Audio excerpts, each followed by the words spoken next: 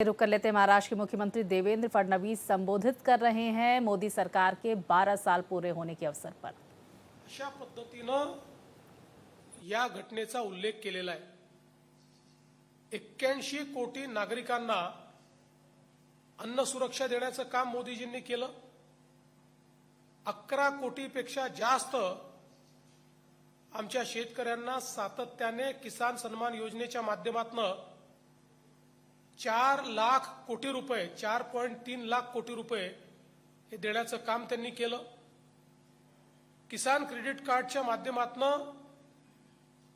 7.71 लाख कोटी रुपये म्हणजे जवळपास 8 लाख कोटी रुपये हे शेतकऱ्यांना मिळाले आणि शेतकऱ्यांच्या कर्जाची मर्यादा 3 लाखावरनं 5 लाखापर्यंत नेण्याचं काम या ठिकाणी झालं। दूध उत्पादन 10 वर्षात 70% वाढलं आणि आता जगातला सर्वाधिक दुधाचं उत्पादन करणारा देश आपला भारत झाला। जवळपास 1,09,00,000 हेक्टरवर सूक्ष्म सिंचन तयार करण्याचा विक्रम झाला। जनधन योजनेतनं 58 कोटीहून अधिक खाती निर्माण झाली, त्यात 32 कोटी महिलांची खाती आहेत आणि ऍक्टिव्ह खाती आहेत। आयुष्यमान भारतच्या माध्यमातून 60 कोटी लोकांना आरोग्य कार्ड आणि 5 लाखापर्यंतचा उपचार हा मोफत मिळाला।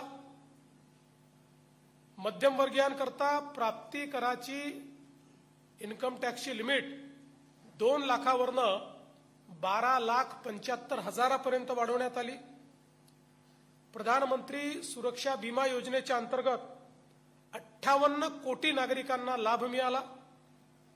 प्रधानमंत्री आवास योजनेच्या अंतर्गत 4 कोटी घरं ही तयार झाली, अजून 3 कोटी घरं तयार होत आहेत।